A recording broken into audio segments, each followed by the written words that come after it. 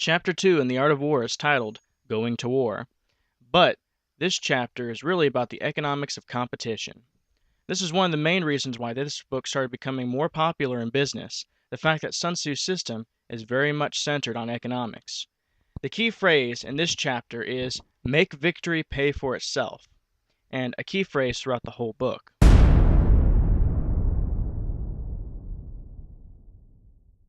Sun Tzu's first section in this chapter seems to be very negative about warfare. In the previous chapter, he declares how vital it is for survival and growth in competition. But now he is talking about a lot of ways war drains your resources and continues to drain resources. Sun Tzu says you can fight a war for a long time, or you can make your nation strong. You can't do both. Time is a key word in that phrase.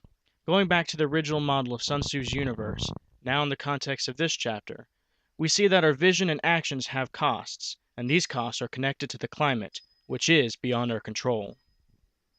Survival, on the other hand, is supported by our positioning and knowledge, which is attached to the ground. The resources we win are under our control. Also, while movement is tied to expense, the right knowledge can cut our expenses in our future moves. Sun Tzu adamantly teaches in this chapter that competition, or warfare, is not about beating competition, winning specific contests or battles, or proving your superiority. Those ideas are actually useless concepts for strategy. In fact, he teaches that many battles and wars can leave even the winning group a loser. Sun Tzu teaches that all victory is making our competitive moves pay for themselves. By securing the right ground, we can hold to positions that give us good resources and pay off our efforts. Going back to costs, cost exists in three dimensions. First, size complexity, which is the amount of force or size of forces we put into our initial efforts, and suggests that more size takes more complexity in the move. Second, distance, the distance we must go to test an opportunity. And time, the duration of our initial moves. Notice I said initial moves. Sun Tzu teaches that our opportunities must be explored and tested out in some way before we decide if it's a worthwhile opportunity, or how to pursue that opportunity. Sun Tzu teaches putting small initial investments, or small tests, to see if opportunities will pay off. For example, on my YouTube channel, I usually make it a point to start off with a little bit of a series, and if that series seems to be getting good views, likes, or other positive responses, I can see that the idea of a series is worth putting more time, emotion, effort, skill, and other resources that I have into it. On the same note, planning out long campaigns or planning out competitive explorations like we would approach baking a cake is destructive. Like I said before, costs and opportunities are controlled by the climate. We don't know an opportunity before we explore and test it first. Planning out our moves can put blinders on by our assumptions of the opportunity and our journey. Not only that, but planning out every detail and accommodating for every risk and danger is not only impossible, but takes a lot of time to attempt. That wasted time could be better used for exploration. Once again, planning and production is for controlled environments, not competitive ones. Sun Tzu says, out of 10 families, war leaves only 7. While that phrase does show the cost of those who do not follow Sun Tzu's instructions of watching their investments, it also tells the fact of life that most of our efforts will fail. Given that, every move we make can be a learning experience, hopefully one we bought at a cheaper price.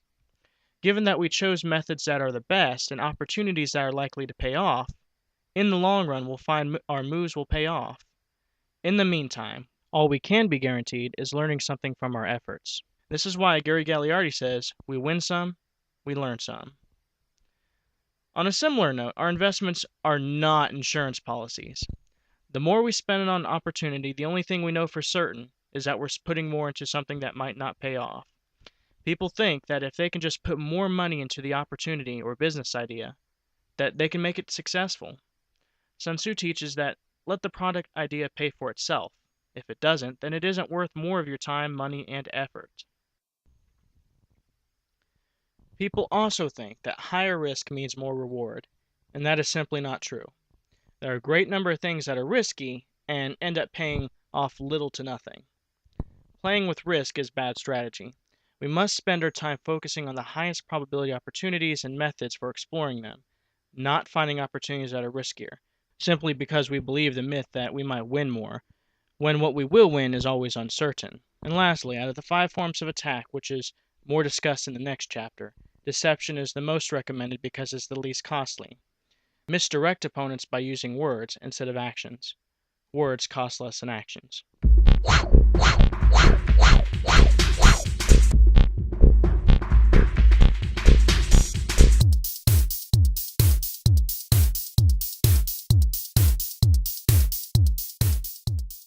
For those of you who enjoyed the video, these ideas are expanded in great detail in the Warriors Rulebook, especially Section 5, Minimizing Mistakes.